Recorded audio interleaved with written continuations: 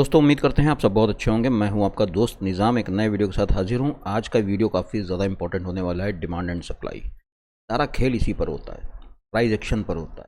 तो जो main topics हैं वो यहाँ पर कवर कर रहा हूँ। फ्री ऑफ कॉस्ट आपको ट्रेडिंग सिखाने की कोशिश कर रहा हूँ। तो इस चैनल पर ज़्यादा से ज़्यादा वीडियोज़ मैं जो भी अपलोड कर रहा हूँ वो आप देखो, ध्यान से देखो। एक बार मतलब समझ में आए दूसरी बार देखो, और काफ़ी नए लोगों को भी जोड़ो, ताकि यहाँ पर जो मैंने मकसद स्टार्ट किया है कि फ्री ऑफ कॉस्ट यहाँ पर आपको ट्रेडिंग सिखाई जाए, तो उसमें काफ़ी लोग जुड़ें और यहाँ पर सीखें। जो ट्रेडिंग कोर्स के नाम पर लूटे जा रहे हैं और सीखने को भी कुछ नहीं मिल रहा है। ट्रेडिंग कोर्स देने वाले अपनी जेब गर्म कर रहे हैं, लेकिन आप लॉसेस कर रहे हो। बहुत ही सिंपल से कॉन्सेप्ट हैं यहाँ पर जो मैं बताने की कोशिश कर रहा हूँ। आप हमारे चैनल पर आओ, क्रिप्टो स्टॉक निज़ाम हिंदी, ठीक है। यहाँ पर आप आओगे, जितना भी कंटेंट यहाँ पर मिलेगा, देखो ज़्यादा वीडियोस नहीं है, अभी नया चैनल स्टार्ट किया है। बेसिक टू एडवांस यहाँ पर सिखाने की कोशिश कर रहा हूँ। हर वीडियो में क्वालिटी मिलेगी, कुछ नया सीखने को मिलेगा, ये गारंटी है। बस एक बार वीडियो ध्यान से देखोगे तो सब कुछ। वापस लौटते हैं अपने टॉपिक पर। तो यहाँ पर हम देखेंगे तो डिमांड एंड सप्लाई जोन, इस तरह से यहाँ पर मैंने कुछ लिखकर आपको बताने की कोशिश की है। क्यों? क्योंकि यहाँ पर मैंने सिंपल किया है चीज़ों को। सिंपल इसलिए किया है ताकि जो बिल्कुल मतलब यहाँ पर देखो, डिमांड और सप्लाई जो टॉपिक है वो इकोनॉमिक्स का है, यानी अर्थशास्त्र का। जो लोग इकोनॉमिक्स पढ़ते होंगे या फिर अर्थशास्त्र को पढ़ते होंगे, उसके स्टूडेंट होंगे, तो वो अच्छे से समझ रहे होंगे यहाँ पर मैं क्या बताने जा रहा हूँ। फिलहाल मैं यहाँ पर अभी तो ये आपको यहाँ पर मैनुअली समझाने की कोशिश करूँगा। उसके बाद चार्ट पर लाइव डेमो देने की कोशिश करूँगा। स्टॉक मार्केट का चार्ट लूँगा, क्रिप्टो करेंसी का लूँगा, ठीक है। तो वीडियो थोड़ा सा बड़ा हो सकता है, लेंथी हो सकता है, उसके लिए आपको मैनेज करना। तो चलो लौटते हैं अपने टॉपिक पर। तो हम देखेंगे डिमांड एंड सप्लाई। क्या है डिमांड और सप्लाई? देखो बहुत ही सिंपल सा कॉन्सेप्ट है कि जब किसी चीज़ का प्राइस गिरता है तो वहाँ पर उसमें एक डिमांड आती है। क्यों? क्योंकि प्राइस जो गिरता है, जैसे किसी चीज़ का प्राइस अगर फेयर वैल्यू उसकी देखेंगे 100 रुपीज़ है, और वहाँ से अगर वो गिरता है, आ जाता है 70 रुपये तक, 70 रुपीज़ तक, तो वहाँ पर क्या होता है कि अरे यार ये चीज़ 100 रुपीज़ की थी, 70 में मिल रही, ले लो। जिनको ज़रूरत नहीं भी होती है वो भी उसको लेने की कोशिश करते हैं कि हाँ आने वाले वक्त में 100 की तो हो ही जाएगी, तो 30% से भी ज़्यादा का प्रॉफिट हो जाएगा। तो यहाँ पर अगर हम बात करेंगे तो इसको हमें मतलब जो, जैसे कि अभी यहाँ पर मैं आपको बता रहा हूँ, तो कल को आप कहीं पर बोलोगे तो किसने सिखाया, तो आप बोलोगे निज़ाम सर ने, क्रिप्टो स्टॉक निज़ाम हिंदी इनका ये यूट्यूब चैनल है, या उनका एक चैनल और है ट्रेड फॉर प्रॉफिट के नाम से। उसी तरीके से सबसे पहले पूरी दुनिया को जो कॉन्सेप्ट देने वाले जो बंदे का नाम था, उनका नाम था अल्फ्रेड मार्शल, जिन्होंने हमें यहाँ पर समझाया था डिमांड और सप्लाई का नियम, यानी law of demand, law of supply. तो यहाँ पर ये वीडियो को काफ़ी ज़्यादा ध्यान से देखिएगा। ये बहुत ही एक ऐसा बड़ा कॉन्सेप्ट है कि अगर ये समझ लिया आपने, और लॉन्ग टर्म का आपने नज़रिया बना लिया या शॉर्ट टर्म का भी नज़रिया बनाया हो, और अगर ये प्लॉट करना सीख गए अपने चार्ट पर, तो बहुत अच्छे से वर्क करता है।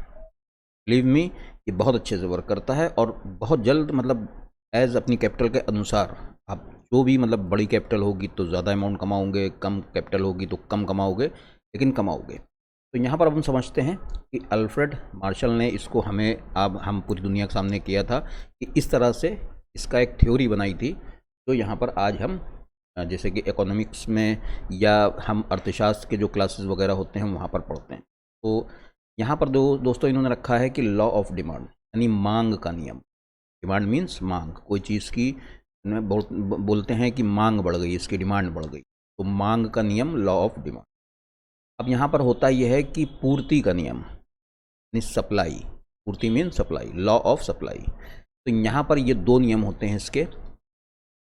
मांग के नियम में बायर्स को, आपको एक बायर्स वहाँ पर मतलब जो एक्टिव होते हैं वो बायर्स एक्टिव होते हैं।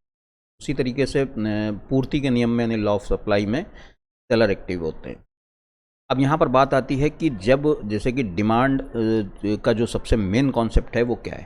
सबसे मेन कॉन्सेप्ट ये है कि जैसे यहाँ पर मैंने तो बताया ना कि प्राइस जब डाउन आता है, प्राइस जब अपनी फेयर वैल्यू से किसी चीज़ का प्राइस डाउन आता है, तो वहाँ पर आती है डिमांड, मार्केट में आती है डिमांड। जैसे कि अभी आपने बिटकॉइन को देखा होगा कि 2020 में लगभग 3800 US तक आ गया था। तो वहाँ पर क्या हुआ था, उसमें डिमांड आई, इतनी आई कि उसमें प्राइस चला गया 70,000 के नियर अबाउट। अब वहाँ पर 70,000 पर क्या लग रहा है कि एक सप्लाई आ रही है, सप्लाई आ रही है, क्योंकि 3800 यूएस डॉलर के रेट से जिसने बाई किया होगा तो वो 70,000 पे या 50,000 पर तो बेचेगा। तो ये चीज़ होती है। यहाँ पर हमें इसको पकड़ना होता है प्राइस चार्ट के ऊपर। देखो पहले के दौर में काफ़ी ट्रेडिंग करना कठिन थे, क्योंकि वहाँ पर मैनुअली लोग कागज़ पेन पर लिखते थे कि हाँ यहाँ से इस साल इस ये रेट था तो यहाँ पर ये डिमांड जोन बन रही थी, इस साल ये रेट था तो यहाँ पर सप्लाई जोन बन रही थी। लेकिन अभी देखो ट्रेडिंग कितनी सिंपल हो गई है, ट्रेडिंग इतनी सिंपल हो गई है कि हम प्राइस चार्ट हमारे अवेलेबल हैं tradingview.com की चार्टिंग साइट पर फ्री ऑफ कॉस्ट। काफ़ी और साइट्स हैं जहाँ पर हम चार्ट्स वगैरह देख लेते हैं। तो अब हमारे लिए सब कुछ आसान है, लेकिन फिर भी हम सीख नहीं पा रहे हैं। उस दौर में सब कुछ मतलब उस दौर में फैसिलिटीज़ कम थी, लेकिन लोग सीखते थे। क्योंकि उनके अंदर जज्बा था। पहले कैसे ट्रेडिंग होती थी भाई, ये तो ऑनलाइन सिस्टम तो अभी आया है ना कि क्रिप्टो करेंसी को ऑनलाइन ट्रेडिंग कर लो, स्टॉक को ऑनलाइन ट्रेडिंग कर लो।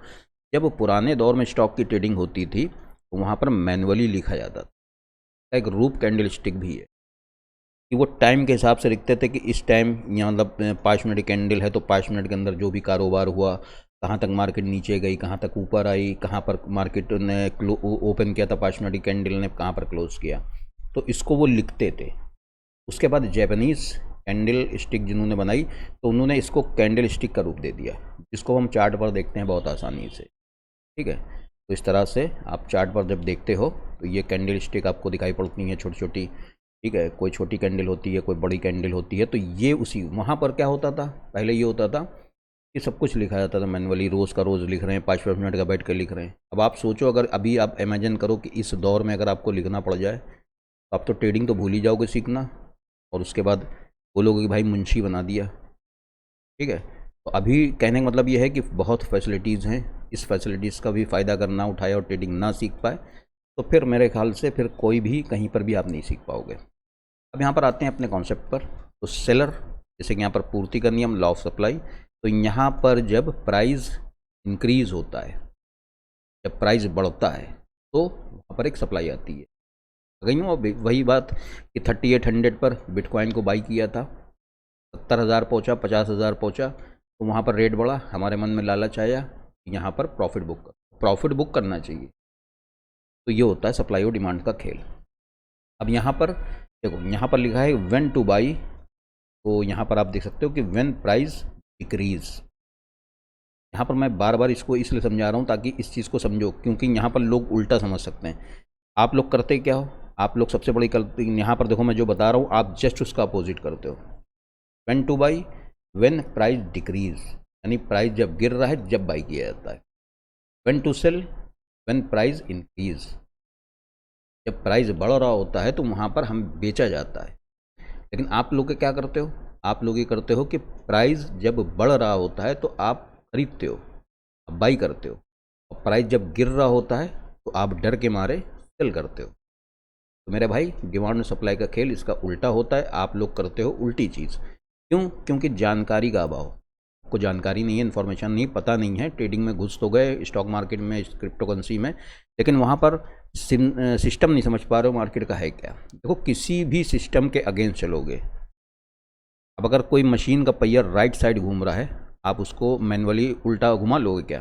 वो तो बाई मोटर राइट साइड घूम रहा है तो राइट साइड ही घूमोगा। आप लाख कोशिश कर लो, अपने हाथ में चोट मार लोगे, सब कुछ हो जाएगा, लेकिन वो पहिया घूमेगा राइट साइड ही। क्यों? क्योंकि वो उसका सिस्टम है। तो हमें कहीं पर भी एंटर करना होता तो उस सिस्टम के अकॉर्डिंग वहाँ पर वो करना होता। किसी के घर गए तो वहाँ के हर घर के किसी के नियम कायदे कानून, यानी एक सिस्टम होता है, उस नियम कानून के अगेंस्ट जाओगे आप तो फिर भाई जिसके घर जाओगे उसको बुरा लगेगा। 1 दिन 2 दिन, तीसरे दिन वो बोलेगा भाई सामान उठाओ और निकलो। क्यों? क्योंकि आप उसके सिस्टम के खिलाफ चल रहे। यहाँ पर सिस्टम समझो। अब यहाँ पर देखो, प्राइस चार्ट पर आगे बढ़ते हैं। प्राइस चार्ट पर how to find demand and supply zone on price chart. Price chart पर हम सप्लाई जोन और डिमांड जोन कैसे यहाँ पर ढूंढेंगे। देखो, बहुत ही सिंपल कॉन्सेप्ट है, बिल्कुल यहाँ पर बैठे बैठे, और जो पढ़ने वाले बच्चे हैं उनका स्केच पेन्स उठाकर यहाँ पर मैंने ड्राइंग करने की कोशिश की है। तो आप देखोगे रेड कलर में ये क्या है, सप्लाई जोन, ग्रीन कलर में ये क्या है, डिमांड जोन। डिमांड जोन मतलब जहाँ से हमें लगता है कि यहाँ से डिमांड आ सकती है। तो चार्ट पर कैसे प्लॉट करेंगे ये भी बताऊँगा। तो फिलहाल यहाँ पर देखो, प्राइस गिर रहा है, गिर रहा है, गिर रहा है, गिर रहा है, ये हुई ना डिमांड जोन। डिमांड जोन यहाँ पर तो नहीं है, आप लोग क्या करते हो, आप लोग इसको डिमांड जोन मानते हो। मतलब यहाँ तक प्राइस पहुँच गया, उसके बाद लोगों ने बाई किया। क्रिप्टो करेंसी में क्या हुआ, 50% 80% तक पोर्टफोलियो डाउन है, तो उसकी वजह यही है क्योंकि आपको डिमांड और सप्लाई जोन तो आती नहीं। देखो यहाँ पर एक बहुत ही सिंपल सा कॉन्सेप्ट है। काफ़ी लोग मुझको बोलते हैं सर आपकी लैंग्वेज, इंग्लिश लैंग्वेज कमज़ोर है।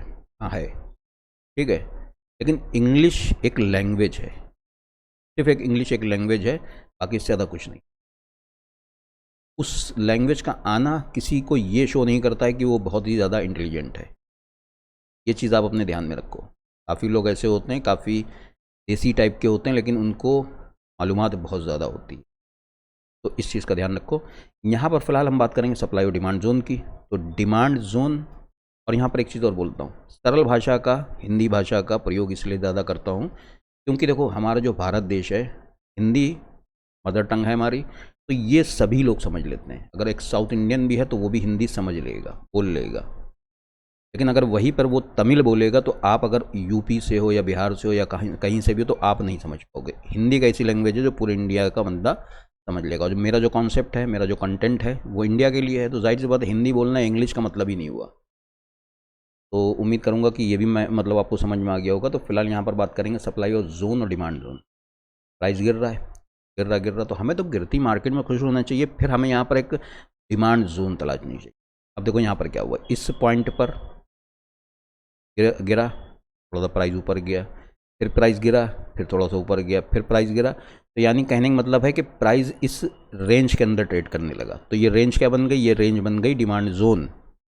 इस रेंज के बाहर निकला, ऊपर चलने लगा। तो यहाँ तक पीछे इसी पॉइंट से नीचे गिरा था। तो यहाँ पर अगर हम बात करेंगे सप्लाई जोन, तो देखो एक बार हिट किया, नीचे गिरा, दूसरी बार हिट किया, फिर नीचे गिरा, फिर तीसरी बार हिट किया। यानी कि यहाँ पर हमें समझ में आ गया 3-4 बार इसने ऐसा किया, और 3-4 बार इसने नीचे की तरफ ऐसा किया तो ऊपर चला गया था प्राइस, तो ऊपर की तरफ 3-4 बार ऊपर हिट किया, नहीं तोड़ पाया जोन को, नीचे गिर गई मार्केट और वापस आ गई डिमांड जोन में।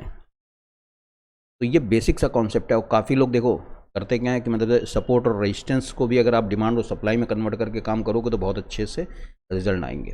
और ऐसा नहीं है कि बड़े टाइम फ्रेम पर ही वर्क करता है, जितने बड़े टाइम फ्रेम में जाओगे उतना सॉलिड वर्क करेगा, उतनी मजबूत डिमांड सप्लाई जोन मिलेगी। अब 5 मिनट, 15 मिनट, 30 मिनट सब पर डिमांड और सप्लाई जोन बनती है, बस हमें वहाँ पर तलाशना होता है चार्ट के ऊपर। तो उम्मीद करूँगा ये कंसेप्ट जो यहाँ पर मैंने समझाने की कोशिश की है कि डिमांड और सप्लाई क्या होता है, इसको हमें किसने बताया था, सबसे पहले यहाँ पर किसने बताया था, उनका नाम था अल्फ्रेड मार्शल।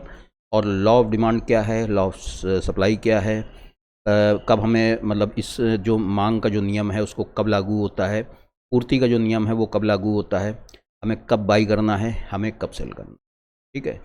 और यहाँ पर हम किस तरीके से अपने चार्ट पर इसको फाइंड कर सकते हैं डिमांड और सप्लाई जोन, इसको हमने समझा। अब यहाँ पर हम चलेंगे चार्ट पर और प्रैक्टिकली समझने की कोशिश करेंगे।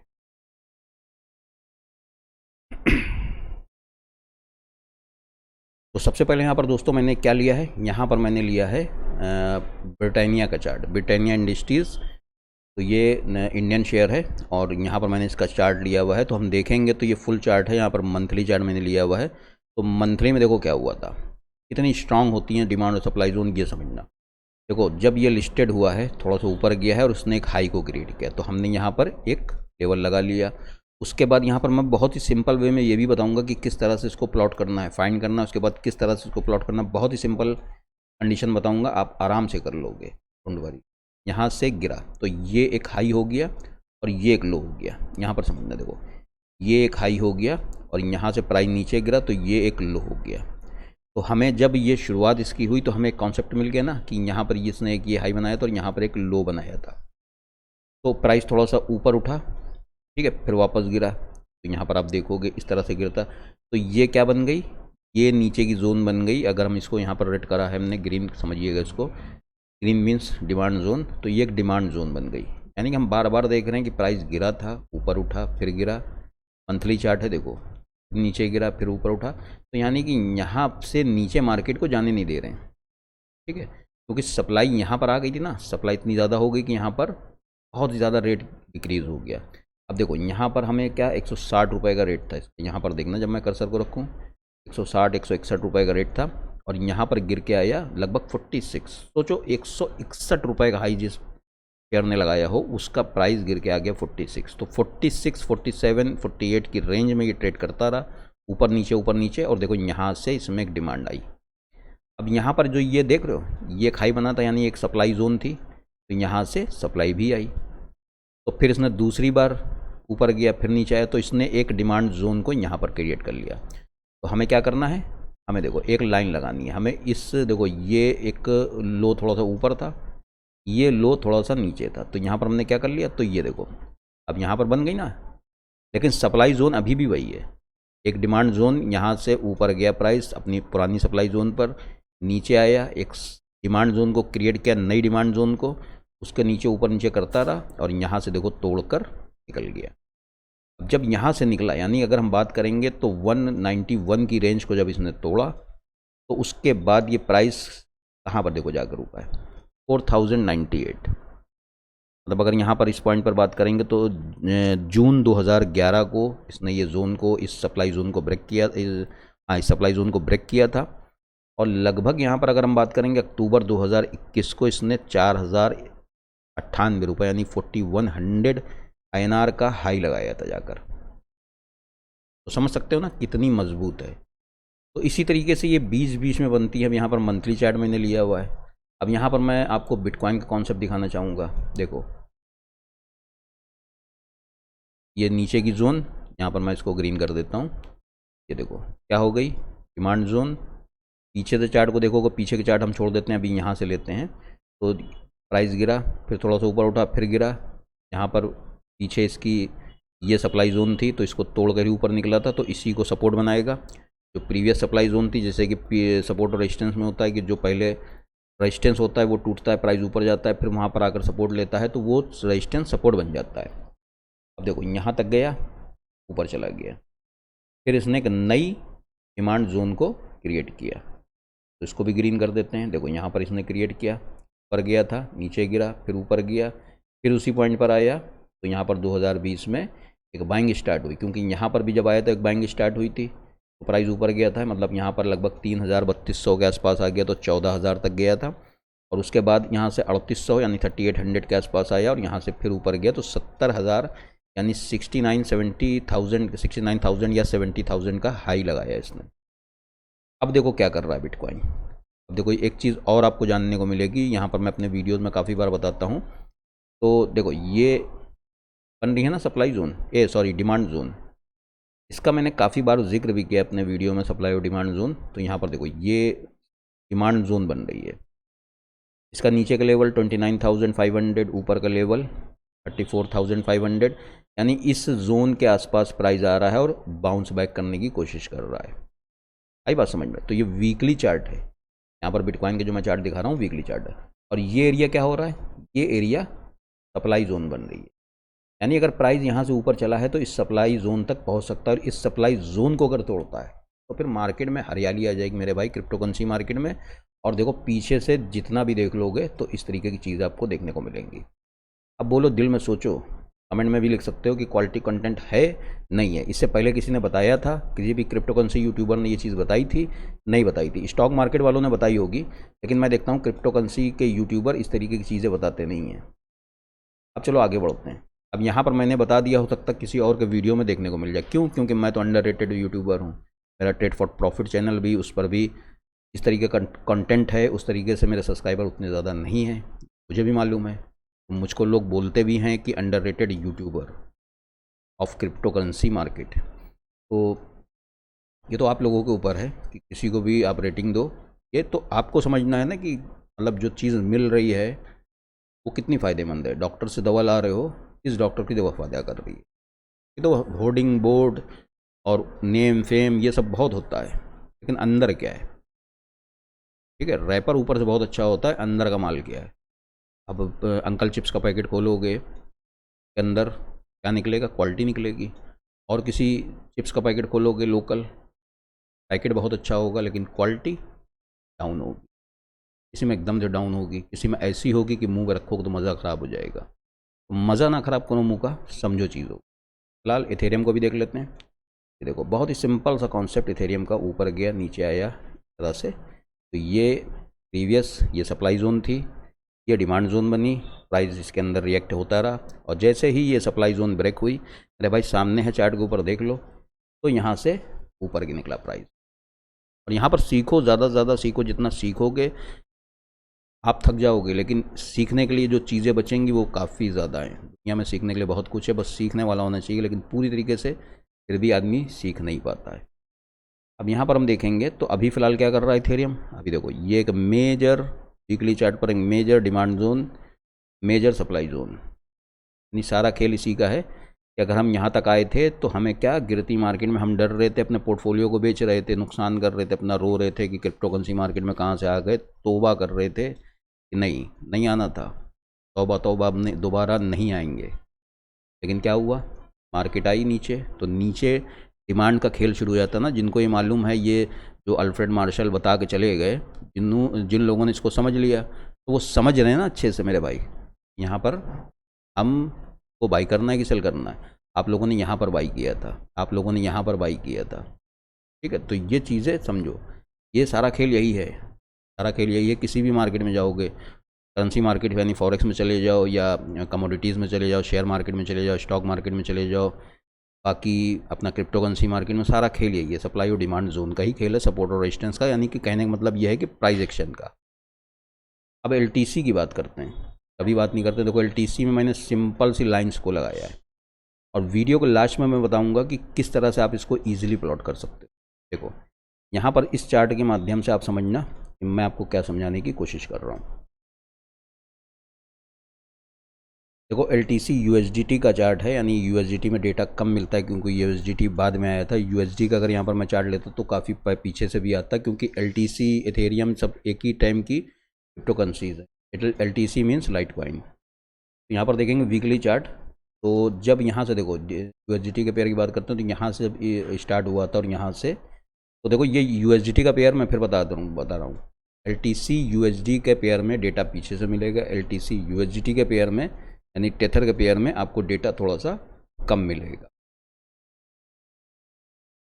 अब देखो यहाँ पर क्या हो रहा है, यहाँ पर ये जोन बनी, यहाँ पर गिरा, तो ये एक पूरी गिरावट का दौर था। कुछ लोगों ने यहाँ पर सप्लाई डिमांड जोन को मानकर बाई किया था, थोड़ा सा प्राइस उछला, लेकिन वो समझ नहीं पाए चीज़ों को, नीचे चले। देखो मतलब ये नहीं कि मतलब आपने डिमांड और सप्लाई, अब इतना चार्ट पुराना हो गया तो यहाँ पर डिमांड और सप्लाई जोन अच्छे समझ, उस वक्त चार्ट नया था तो लोगों ने अपने हिसाब से इसको किया। अब यहाँ पर गिरते गिरते गिरते गिरते 2018 दिसंबर 2018 में $22 का लो लग गया। कितना, $22 का लो लग गया लाइट कॉइन में। अगर टॉप देखोगे ना, यहाँ पर टॉप क्या था इसका, यहाँ पर टॉप था लगभग 363 के आसपास। तो यहाँ से मतलब 363 रुपीज़ का कोई क्रिप्टो करेंसी है, सॉरी रुपीज़ बोल रहा हूँ, US डॉलर का, और वहाँ से वो गिरकर 22 USDT तक आ गया। तो सोचो कितना बड़ा फॉल है। तो यहाँ पर क्या नियम लागू हुआ, यहाँ पर लागू हुआ अल्फ्रेड मार्शल का नियम डिमांड का, यानी एक जोन बन गई डिमांड जोन। यहाँ देखो प्राइस बाउंस बैक हुआ और कहाँ तक गया, मतलब गिरती मार्केट में भी, जब अब बुल ट्रेंड नहीं स्टार्ट था, bull run crypto currency market में नहीं था, फिर भी यहाँ पर मार्केट 142 के आसपास गई, यानी 22 USDT की चीज़ 142 USDT तक गई, वापस आई, उसी जोन पर आकर सपोर्ट लिया। क्यों, क्योंकि यहाँ पर ये जो कोविड-19 का पीरियड था, इस दौरान सारी ग्लोबल मार्केट गिर रही थी, तो क्रिप्टो करेंसी मार्केट भी यहाँ पर डाउन आई थी, तो वापस इस जोन में आए। तो वहाँ पर हमारे सामने एक अपॉर्चुनिटी थी, वहाँ पर हमारे सामने यहाँ पर एक बहुत ही अच्छी यहाँ पर अपॉर्चुनिटी थी कि यहाँ से हम इसको बाई कर सकते थे। और बाई करते तो देखो 20-22 की रेंज में फिर आया था, 24-25 तक बाई करते, उसके बाद बैठ जाते लेकर, और यहाँ तक मई 2021 तक इंतज़ार कर लेते, तो मात्र 1 साल 2 महीने के अंदर यहाँ पर प्रॉफिट हमारा कितना हो जाता, 25-26 USDT का अगर बाई करते इसको, तो 400 तक प्राइस जाता दिखा में, 400 USDT तक। तो कहने का मतलब ये है कि अब देखो ये एक, मतलब अगर प्राइस यहाँ पर है तो हम सप्लाई जोन पर खड़े हैं, प्राइस अगर यहाँ पर है तो हम डिमांड जोन पर खड़े हैं, प्राइस इसको भी तोड़ के नीचे आ गया तो हमारे पास दूसरी डिमांड जोन ये होगी। अब इसको मैंने कैसे प्लॉट किया है, देखो यहाँ पर मैंने लाइंस लगाई हैं, वहाँ पर मैंने बॉक्स लगाया था कुछ इस तरह का, जो आपने देखा था बॉक्स लगाया था इस तरह का। अब देखो यहाँ पर मैंने लाइंस इसलिए लगाई है कि देखो जैसे कि मार्केट को मैं इतना यहाँ से, 1 मिनट मैं खसका के इतना कर देता हूँ, मान लो मार्केट अभी इतना चली है, ये एक मूव हुआ, ये मूव हुआ और ये मूव हुआ, थोड़ा सा मार्केट ऊपर गई है, तो ये सब जोन्स बनी ना। तो हमने यहाँ पर क्या किया है, सिंपल तरीका बता रहा हूँ। देखो यहाँ पर मैंने एक हाई पॉइंट पकड़ा, यहाँ पर मैंने एक लो पॉइंट पकड़ा, तो मैंने 2 लाइंस को प्लॉट कर दिया, तो ये क्या बन गई, एक जोन बन गई। हमें दिख रहा है प्राइस के अंदर काफ़ी बार ये होता है कि अब हमने यहाँ पर हाई क्रिएट किया और प्राइस यहाँ पर हिट करके ही नीचे घूम गया। तो अगर हमें मालूम होगी ये जोन के बारे में, तो हमें मालूम है ना कि इस जगह से भी नीचे गिर सकता है और इस जगह से भी नीचे गिर सकता है। दोनों ही जगह से नीचे गिरा, यहाँ से भी गिरा और यहाँ से भी गिरा। तो ऐसा क्यों? तो ये काफ़ी लोग यहाँ पर समझ नहीं पाते हैं इसको। इस तरीके के एरिया को प्लॉट करो, चाहे 5 मिनट के चार्ट पर भी ट्रेडिंग कर रहे हो, लेकिन सप्लाई और डिमांड जोन का खेल खेलो, वहाँ पर अच्छे से प्रॉफिट होगा। अब देखो काफ़ी लोग कंफ्यूज होते हैं कि जैसे कि कल भी एक बंदे ने मुझे मेल किया था, ये जो विक होती है, कैंडल की जो विक होती है, इसके ऊपर हम मतलब सपोर्ट और रेजिस्टेंस जो बना रहे हैं इसके ऊपर रखें, इसके यहाँ पर कैंडल क्लोज कर रही है वहाँ पर रखें। तो देखो कुछ ना करो, आप यहाँ पर लाइन लो, एक क्लोजिंग पे लगा दो और एक लगा दो उसके विक पर, यानी जो जहाँ तक हाई गई थी वहाँ तक। तो ये आपको समझ में आ जाएगा, इतना एक गैप मिल जाएगा तो आपको स्ट्रेटजी अच्छे से समझ में आ जाएगी। तो हटा लेते हैं। तो आई बात समझ में? तो इस तरीके की चीज़ें हो जाएंगी। अब यहाँ से देखो इस तरीके की जब भी अब ये जो अपॉर्चुनिटी मिली हमें यहाँ पर, तो यहाँ पर बाई कर सकते थे, यहाँ बाई करते तो भी अच्छा प्रॉफिट होता। और देखो मार्केट, अब देखो यहाँ से जब मार्केट निकल कर ऊपर गई तो मार्केट ने इस जोन को, ये जोन बनी हुई थी, ये जो सप्लाई जोन बनी हुई थी यहाँ पर जहाँ से प्राइस गिर रहा था, तो इस सप्लाई जोन को यहाँ पर ब्रेक किया, इसी पर अराउंड करती रही और तोड़ के सीधे ऊपर निकली। और जब इस तरीके की बड़ी जोन्स ब्रेक होती हैं 5 मिनट पर, 15 मिनट पर, या वीकली चार्ट पर, या डेली चार्ट पर, या मंथली चार्ट पर, तो जो स्पाइक होता है काफ़ी तेज़ी से होता है अगर वो रीटेस्ट कर लेता है। देखो हुआ ना कि यहाँ पर, आप गौर से देखो कि यहाँ पर ये ब्रेकआउट हुआ, वापस आकर इसी जोन में तो इसने रीटेस्ट किया और प्राइस ऊपर निकला, फिर एक बार रीटेस्ट किया और फिर ऊपर निकला। तो अच्छे से यहाँ पर देखो वीकली चार्ट में कुछ ही मिनट के टाइम फ्रेम में हमें अच्छा खासा प्रॉफिट हो गया। तो यहाँ पर समझ गए कि इसको किस तरह से प्लॉट करना है। अब देखो यहाँ पर मैंने कैसे प्लॉट किया, ये एक हाई को पकड़ा, तो यहाँ पर मैंने इस लाइन को लगा दिया। यहाँ पर मुझे एक लो दिखा था, पीछे भी अगर हम देखेंगे तो ये देखो ये एरिया पर एक लो था, यहाँ पर भी लगा दिया। ये लो एग्जैक्टली यहाँ पर हिट हुआ, गिरी, मार्केट वापस डिमांड जोन में आई ना, जो ये डिमांड जोन थी वहीं पर तो मार्केट खड़ी है। अब अगर इस डिमांड जोन को नहीं तोड़ती है तो यहाँ से ऊपर निकलेगी, और अगर ये एरिया ब्रेक होता है तो नीचे आएगी। बाकी कंफर्मेशन किसी भी एरिया की, सपोर्ट की, रेजिस्टेंस की, या सप्लाई डिमांड जोन की कंफर्मेशन मैंने अपने चैनल पर जो एक वीडियो अपलोड किया था कि ब्रेकआउट को किस तरह से पहचाने, ठीक है, उस वीडियो को देख लेना। बाकी मैं तो ये कहता हूँ कि शुरुआत से सारे वीडियो देखो, तब ये वीडियो देखो जो आज मैंने अपलोड किया। बहुत अच्छे से तरीके से मैंने बहुत ही सिंपल वे में समझाने की कोशिश की है। तो चलो दोस्तों इजाज़त दो, इस अपडेट को यहीं पर वाइंड अप करते हैं। उम्मीद करते हैं कि ये कॉन्सेप्ट क्लियर हुआ होगा डिमांड और सप्लाई जोन का आपको। नेक्स्ट अपडेट में मिलते हैं, जब तक के लिए जय हिंद, जय भारत।